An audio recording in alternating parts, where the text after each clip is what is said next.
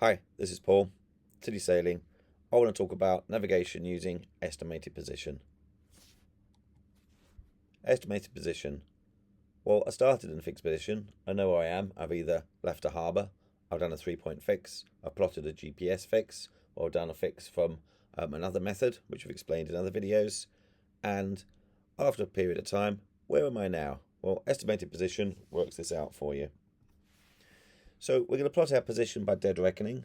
Hopefully you've just seen the video on dead reckoning. If you haven't, I suggest you pause here and go back to that one and look at the dead reckoning video.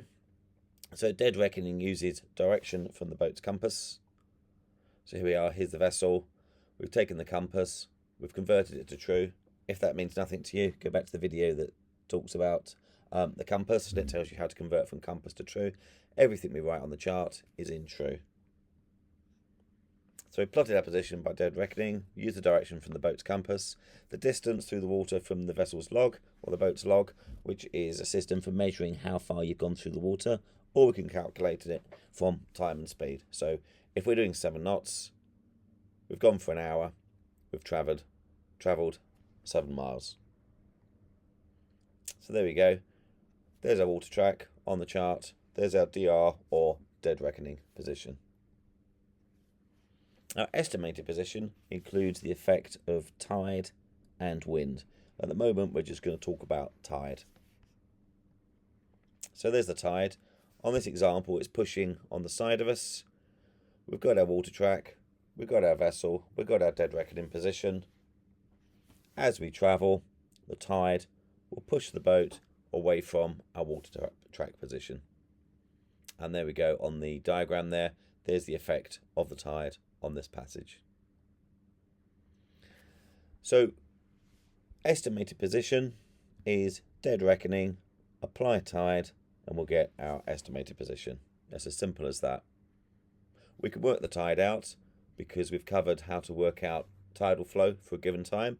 If you haven't, have a look at our tutorial on tidal flow in the tide section, where we can work out the tidal flow either from tidal stream atlas or tidal diamonds.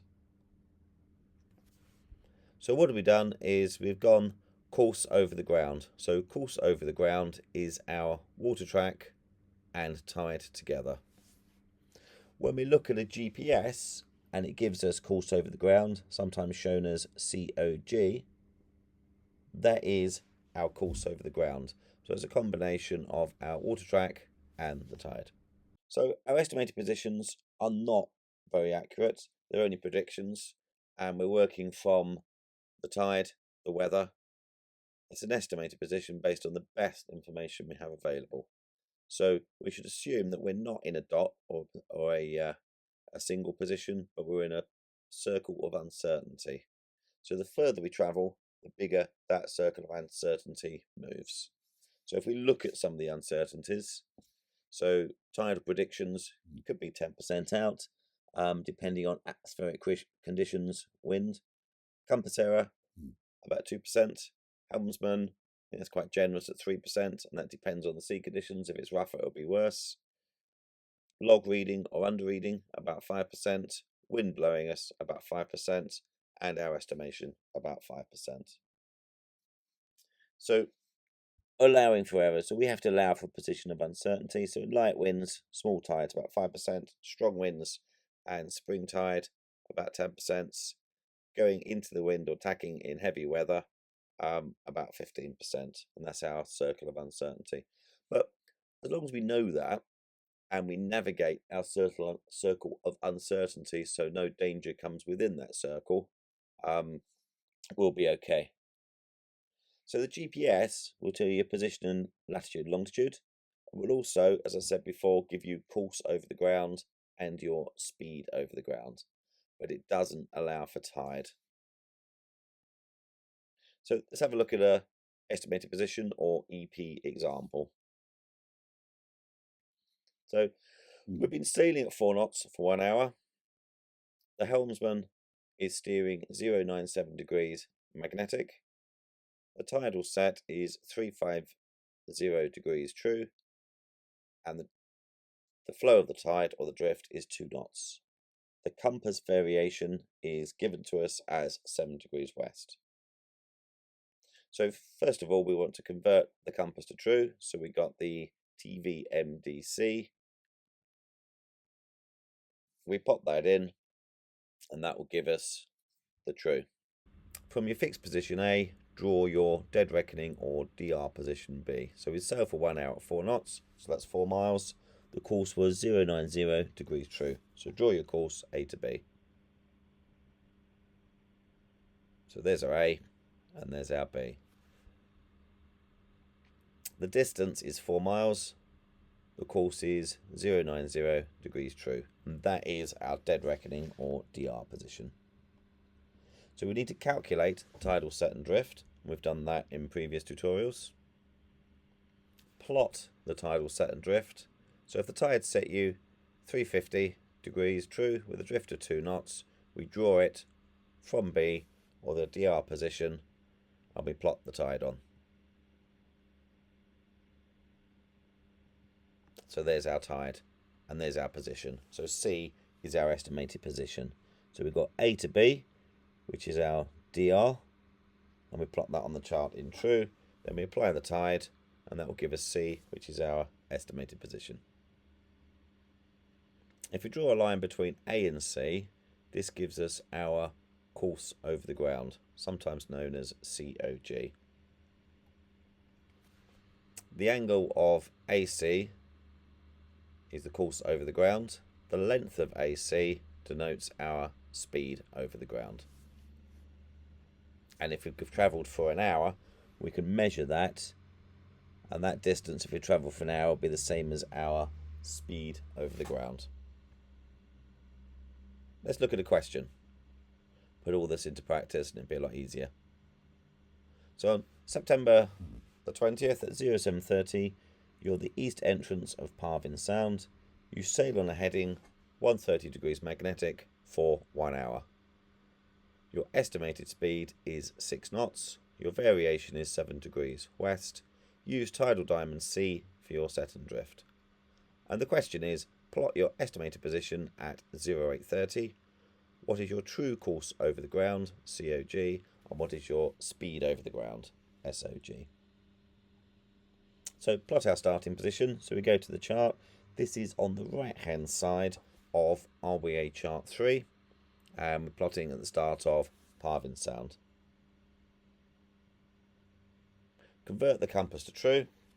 So we've got magnetic, 130, variation 7 degrees west, true, 123. From your fixed position A, draw your DR or dead reckoning position to B. Your course was 123 true. You've sailed for 1 hour at 6 knots, so you've travelled 6 miles. Draw your course on the chart from A to B. So measure 6 miles, side of the chart, draw the course. There we go. So there's A, there's B, distance 6 miles, course 123 degrees true. And you use your plotter and the tutorial on plotting position on how to use your plotter. Calculate the tidal set and drift. So look up the tides for 20th of September, 0730. Obviously for tidal flow, we always look up Victoria. So wherever we are on chart 3 or 4, always look up Victoria for your tidal flow. So 20th of September, nearest high tide is 0953, height 5.2.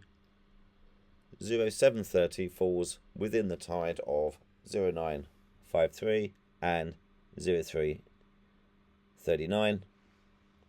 So we use these two tides. So we need to note down the time of high water and the heights of high and low water. So we use the heights of high and low water to work out the tidal range, which will tell us if it springs or neaps. So high water, 0953, 5.2 metres. Low water, 1.1. The correct high water time for summertime, we add an hour because it's in the non-shaded area. So high water is 0953 plus an hour, which is 1053. Calculate the range, which is the high water height minus the low water height. So the range, high water is 5.2, low water is 1.1, which equals 4.1, which is spring range. So mean range is in Victoria. If we go to the Victoria tidal height curve and look on the top right on that page, we'll see the springs are 4.9 and neeps are 2.4. So it's just off springs, and we'll take it as springs for day skipper. Calculate the set and drift. So you've been sailing from 7:30 to 8:30. So 7:30 to 8:30 is high water -3. And I've gone into this in detail on the tidal flow tutorial. So we're using Tidal Diamond C. So go to Tidal Diamond C, look at high water -3, and it gives us 359, 1.5 and 0.8. And we've worked out that it's spring tides, so we take the 1.5. So we've got the set of 359 degrees, speed of 1.5 knots. So now we want to plot the tidal set and drift. So the tide set you 359 with a drift of 1.5 knots. From B, your DR position, draw in your tide. So there we go, from B we've drawn the tide. So C will be your estimated position. So that's where you think you are with where you've steered and the effect of the tide. So draw a line from A to C. A to C is your course over the ground. The angle of A to C is the course over the ground. The length of A to C is your speed over the ground. So there's the line A to C. So measure them. Course over the ground 105, speed over the ground 5.8 knots. So there is your estimated position. So we started at A, we plotted our DR at B, and when we do that we put 1 arrow on the line. So 1 arrow shows the heading of the vessel. Then from B to C we plot the tide for that time, and we put 3 arrows on the chart with that, and then our course over the ground will be between A and C. Because it's over the ground, it will have 2 arrows. So there we have it, working out our estimated position. I hope you've enjoyed it. Please like and subscribe, and we look forward to seeing you on our further tutorials. Thank you very much. It's Paul, City Sailing. Bye.